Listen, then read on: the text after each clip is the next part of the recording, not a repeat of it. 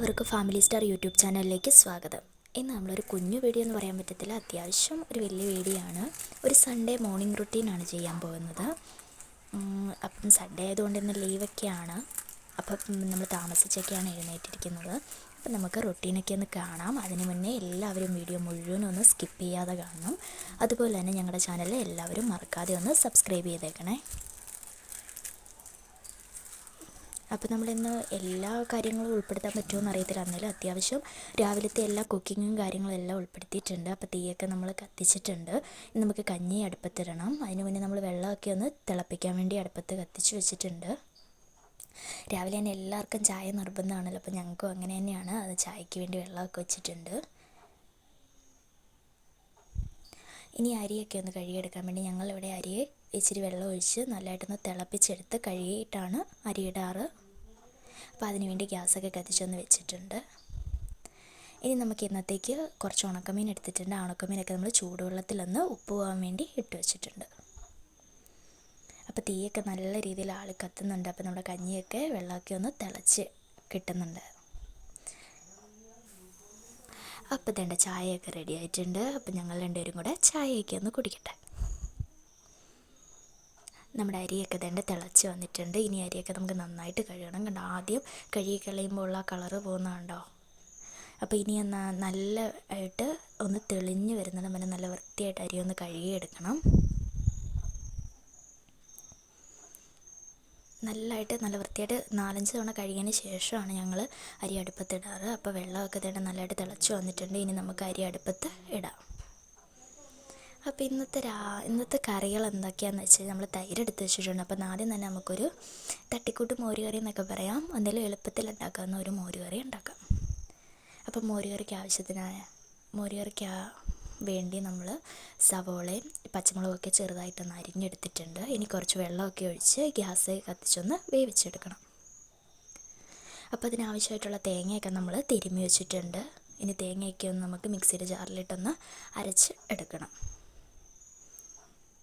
അപ്പോൾ നമ്മുടെ കറിയൊക്കെ ഇതിൻ്റെ ഇവിടെ നന്നായിട്ട് തിളച്ച് വന്നിട്ടുണ്ട്. അപ്പോൾ തിളച്ച് ജസ്റ്റ് ഒന്ന് വാടി കിട്ടുന്ന ആ ടൈപ്പിലൊന്ന് കിട്ടി വെച്ചാൽ മതി. കുറച്ച് വെള്ളത്തിലാണ് വയ്ക്കേണ്ടത്. സവോള ആയതുകൊണ്ട് ഒരുപാട് വേവാനുള്ളതൊന്നും ഇല്ലല്ലോ, അതൊന്നും കുറച്ച് വെള്ളത്തിൽ വെച്ചാൽ മതി.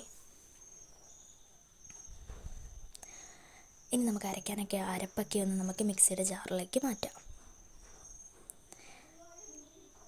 മിക്സിയുടെ ജാറിലേക്ക് നമുക്ക് കുറച്ച് ജീരകവും ഇട്ട് കുറച്ച് മഞ്ഞൾപ്പൊടി ഇട്ട് ആദ്യമേ ഒന്ന് ഒതുക്കിയെടുക്കാം. ആവശ്യത്തിനുള്ള വെള്ളം ഒഴിച്ചു കൊടുക്കണം.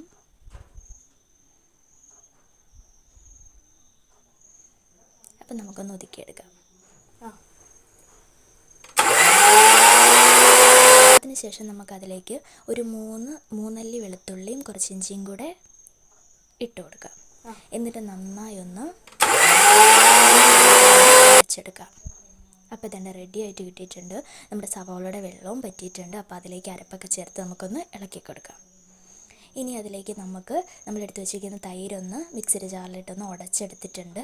അതും കൂടെ ചേർത്ത് കൊടുക്കാം. മോരുകറി ഒരു കുറുകിയ പരുവമാണ് നല്ലത്. അപ്പോൾ ഒരുപാട് വെള്ളം ഞങ്ങൾ ഒഴിച്ചു കൊടുക്കുന്നില്ല.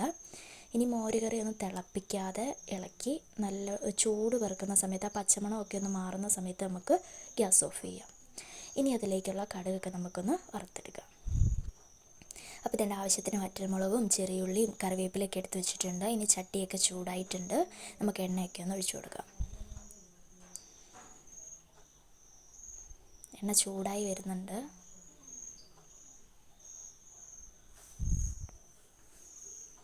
എണ്ണ ചൂടായി വരുമ്പോൾ നമുക്കതിലേക്ക് കുറച്ച് ഉലുവയും കടുകും കൂടി ഇട്ടൊന്ന് മൂപ്പിച്ചെടുക്കാം. അപ്പോൾ കടുകൊക്കെ നന്നായിട്ട് പൊട്ടിയിട്ടുണ്ട്. ഇനി അതിലേക്ക് നമുക്ക് അരിഞ്ഞു വെച്ചേക്കുന്ന ചെറിയുള്ളി ചേർത്ത് കൊടുക്കാം.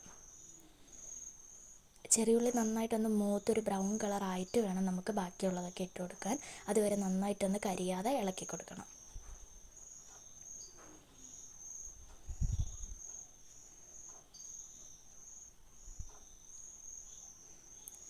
അപ്പോൾ ഏകദേശം കളറൊക്കെ മാറി വന്നുകൊണ്ടിരിക്കുകയാണ്.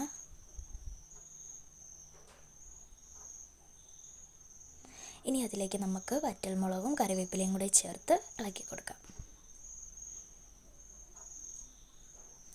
ഞങ്ങളിവിടെ മോരുകറി വെക്കാൻ നേരം കടുക് തളിക്കാൻ നേരം ഒരു 1/2 സ്പൂൺ മുളക് പൊടി അതിൻ്റെ അകത്ത് ചേർക്കാറുണ്ട്. നിങ്ങളും അത് ചേർക്കാറുണ്ടോ ഇല്ലയോ എന്നൊന്ന് കമൻറ്റ് ചെയ്തേക്കണേ. അപ്പോൾ നമുക്കൊരു അര സ്പൂൺ മുളക് പൊടിയും കൂടെ ചേർത്ത്, മുളക് പൊടി ചേർത്ത് കഴിയുമ്പോൾ കരിയാതൊന്ന് ചൂടാക്കി എടുത്തേച്ചാൽ മതി. ഇനി നമുക്ക് ഗ്യാസൊക്കെ ഓഫ് ചെയ്ത് മോര് കറിയിലേക്ക് ഒഴിച്ചു കൊടുക്കാം. അപ്പോൾ തന്നെ നല്ലതായിട്ട് റെഡി ആയിട്ടുണ്ട്. കണ്ടോ, മോര് കറിയൊക്കെ നല്ല കളറായിട്ട് കിട്ടിയിട്ടുണ്ട്. അപ്പം മോര് കറിയൊക്കെ ഇതേണ്ട റെഡി ആയിക്കൊണ്ടിരിക്കുകയാണ്.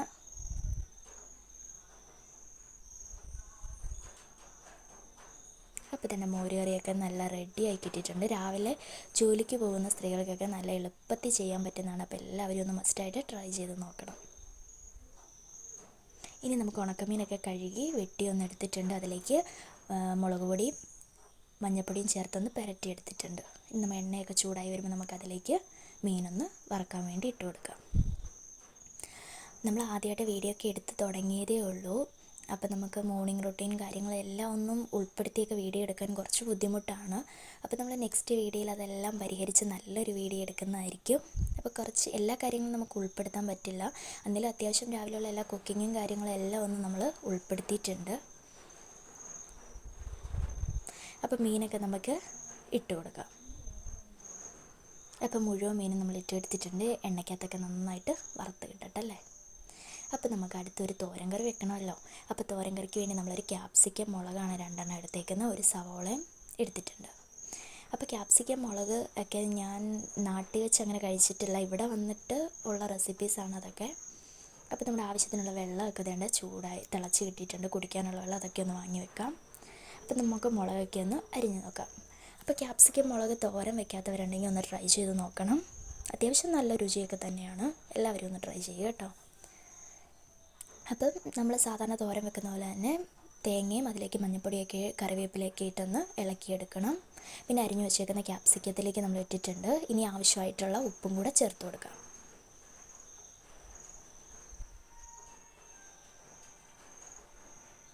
ഇനി നമുക്ക് ഗ്യാസ് കത്തിച്ച് ചട്ടിയൊക്കെ ചൂടായി കടുകൊക്കെ ഇട്ടിട്ടുണ്ട്. അപ്പോൾ കടുകൊക്കെ പൊട്ടി വന്നിട്ടുണ്ട്. അതിലേക്ക് നമ്മൾ ഇതെല്ലാം കൂടെ ഒന്ന് ചേർത്ത് കൊടുത്തിട്ടുണ്ട്. ഇനി നന്നായിട്ട് അടച്ചു വെച്ചൊന്ന് വേവിച്ചെടുക്കണം.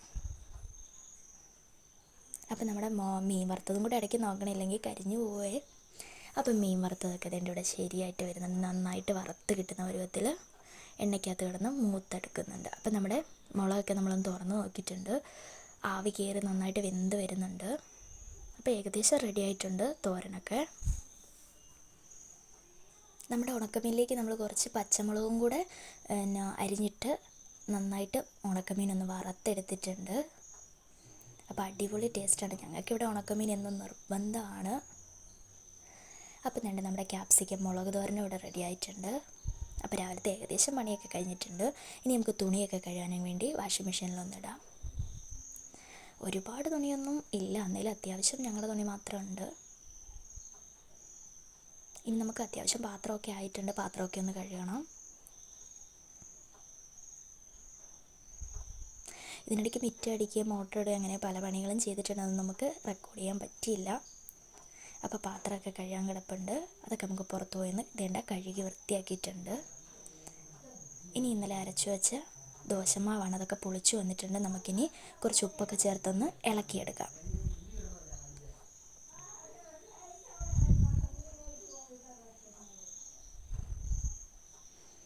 അപ്പോൾ തേണ്ട ദോശ ഉണ്ടാക്കാൻ വേണ്ടി പാനൊക്കെ വെച്ചിട്ടുണ്ട്. അതൊക്കെ ഒന്ന് ചൂടായി വരുന്നുണ്ട്.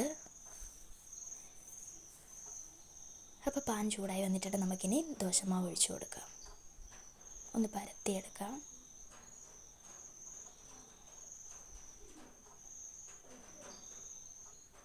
അപ്പോൾ തേണ്ട ബബിൾസൊക്കെ വന്നിട്ടുണ്ട്. ഇനി നമുക്കൊന്ന് മറിച്ചിട്ട് വേവിച്ചെടുക്കണം.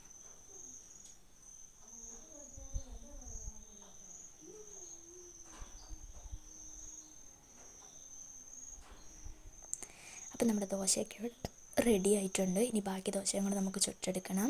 അതിനിടയ്ക്ക് ഞങ്ങൾ ചമ്മന്തിയൊക്കെ ഉണ്ടാക്കിയായിരുന്നു. അതിൻ്റെ വീഡിയോ ഒന്നും എടുക്കാൻ പറ്റിയില്ല.